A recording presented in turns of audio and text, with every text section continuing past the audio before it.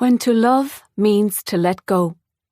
Written by Melanie Leamy and read by Aoife McMahon. Introduction to this book. It's okay to let go now. Those words were the most heartbreaking, and yet the most beautiful words I have ever said in my entire life. And they were the most essential ones too. On the 15th of May 2018, I lost my beloved husband Paul to an advanced form of prostate cancer. In the months that followed, I realised that there were two things I really wanted to do. Firstly, to write about my experience as a carer and of my journey with bereavement. And secondly, to work as a complementary therapist at a cancer hospital. This work focuses on the first of these. After writing a blog on the Macmillan Cancer Support website about my experience as Paul's sole carer and my bereavement, and receiving overwhelmingly positive feedback, many carers and people who had recently lost a loved one to cancer told me that they found my reflections really helpful. My idea of this book was born in order to make the content of the blog available to an even wider audience. All names of people, with the exception of my own first name and my husband's first name, have been changed. Prologue. You see, Professor B explained calmly, what has happened here, Paul, is that your cancer has spread into your liver. We could hear normal life going on outside on the corridor at St. Luke's Hospital in Dublin. But there was total silence in the small consultation room where my husband Paul and I sat with Professor B to discuss Paul's latest CT and bone scan. There are multiple metastases in the liver. Professor B read aloud from the CT scan report on the table in front of him. Half of the liver tissue has already been replaced by the cancer. With this, our worst fears were confirmed. This diagnosis explained Paul's rapid weight loss, his constant feeling of being full, his lack of appetite, his ever-increasing nausea and frequent vomiting, his growing weakness, and the frequent stabbing pain on the right side of his body under the rib cage we had observed for some months now. What do you suggest is the next step? I asked with a trembling voice. I needed him to say that there was something we could do. I needed him to say that there was a good chance that we could treat the liver secondaries and get the cancer in the liver under control. I needed him to say that everything would be okay again. Well, he said thoughtfully, there is the option of chemotherapy, of course, if you are so inclined. He hesitated for a moment, then added, but I would be saying to you, is chemotherapy even going to work? Right, Paul said. I understand. It is really serious then. Yes, Paul, Professor B replied calmly. This is really bad now. Are there any alternatives to chemotherapy? I asked. Maybe something that would be less aggressive? No, Professor B said. This situation is really bad now.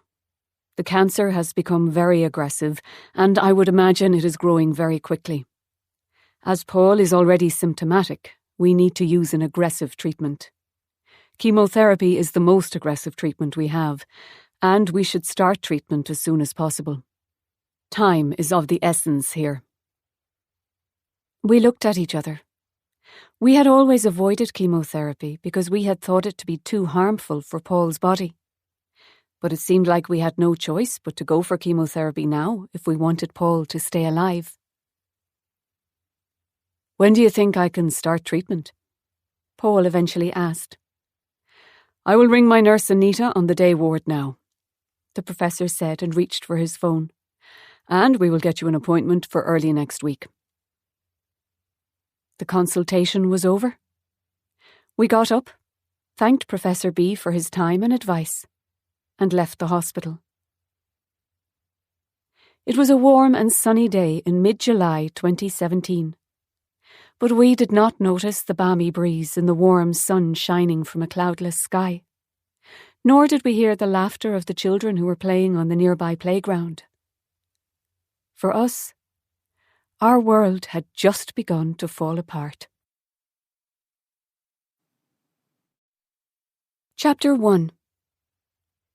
When Paul was first diagnosed with prostate cancer at St. Luke's Hospital in July 2003, exactly 14 years earlier, the cancer had already spread from the prostate to his left hip and into some lymph nodes. In the first number of months after diagnosis, Paul received radiation treatment and took part in a trial for a new prostate cancer drug.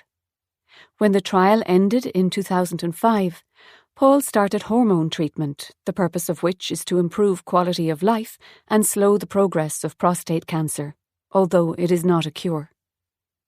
When the first-line hormone treatment showed biochemical failure about 2 years later in 2007, Paul was moved into second-line hormone treatment. When the second-line hormone treatment showed biochemical failure in 2009, he was moved on to third-line hormone treatment. Whether the treatments Paul was receiving were working was determined by monthly PSA tests. PSA, prostate-specific antigen, is a protein produced exclusively by the prostate gland. Even though the PSA level can be elevated in a man's blood for many different reasons, once a man has been diagnosed with prostate cancer and is undergoing treatment, the PSA test can give indications as to whether the cancer is growing, and is therefore widely seen as a tumour marker and used to monitor the progression of the disease.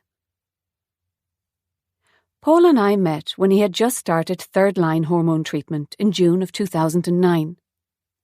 I was 27 and living in the small town of Marburg in my native Germany, and was doing a course to become a bilingual secretary. Paul was 59 and living and working in Dublin. We both came to the Shambhala Buddhist Centre in Marburg in summer 2009 to participate in a seminar on loving kindness. Most of the participants on the course were from Germany, but there were a few people from France and 2 people from Ireland as well. The language the course material was presented in was English, but on the second day some of the course material was presented in German. I was aware that one of the people from Ireland was sitting right behind me, and so I turned around and asked whether he would like a translation into English. The man, tall and slim, with a kind face, dark brown eyes and thick black curls, said yes immediately, and pushed his chair closer to mine. Later we would often talk about the instant when I had turned around to him to offer him a translation as a really special moment. To both of us, it felt like a moment of intense recognition. We became inseparable for the days we had in Marburg. During the course, we sat side by side in the meditation hall. During the breaks, we would take our cups of tea or our plates with food that had been prepared by other members of the community for us outside and sit on the grass. In the evenings, I showed Paul my town, and we spent wonderful hours sitting in the evening sunshine at Marburg Castle or by the River Lahn, and once the sun had gone down, we would go for dinner in one of Marburg's many bars and restaurants, all the while telling each other about our respective lives and having a lot of fun. When Paul went back to Dublin, we knew that something incredibly significant had begun between us. We were both confused about what was happening to us, because neither of us had expected to meet somebody special and to fall in love. But exactly that had happened to us. We found it painful to be apart, even though we had only just met. We were in touch every single day on email and sometimes with a long phone call at night. And even though we had only just met and were only just beginning to get to know each other, it also felt as if we had known each other forever, and we missed each other terribly. A couple of weeks later, Paul surprised me with an invitation to Ireland, and of course I accepted his request immediately. I could not wait to see him again. We had a wonderful week together, and it felt so amazing to be physically close to him once more. We spent some of the time in Dublin at his family home where he lived with his mum, and which we had all to ourselves.